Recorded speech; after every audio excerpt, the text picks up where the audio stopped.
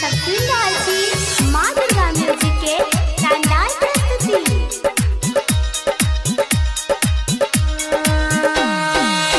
असरा लगाई के ओलियो है मैया खोला बाजार के बार। असरा लगाई के ओलियो है मैया खोला बाजार के बार। गौवा के लोगावा बजनिया कहे गोदिया भरी दो हमार।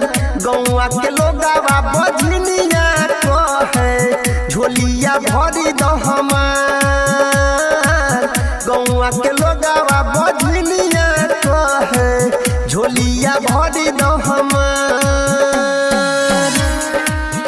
डीजे दयानंद दिलदार सरस्वती स्थान कठरा दी टोल।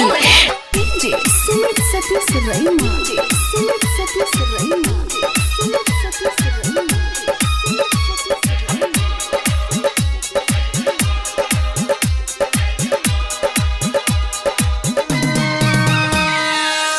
बेटी पुजरिया सुन है मैया कदन उपकार।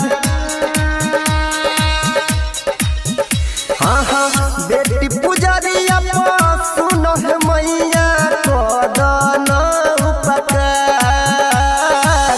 हंस टोला समाज है मैया, हंस टोला समाज है मैया गोदिया भरी दो हमार। हंस टोला समाज है मैया गोदिया भरी दो हमार। हंस टोला समाज है मैया गोदिया भरी दो हमार।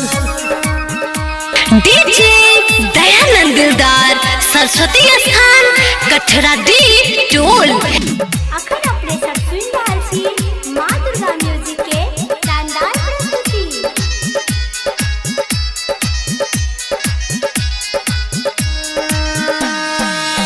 पूजा करैबा हे देवी मैया हो जा तू हमरा पे सहाय।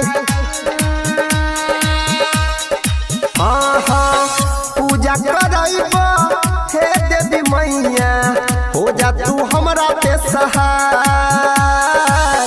राइटर सोनू पचरा लिखल राइटर सोनू पचरा लिखल अनी लगाबै छ तोहार, अनी लगाबै छ तोहार।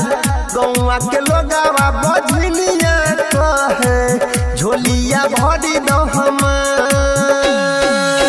असरा लगाई के ओलियो है मैया खोला बाजार के बार।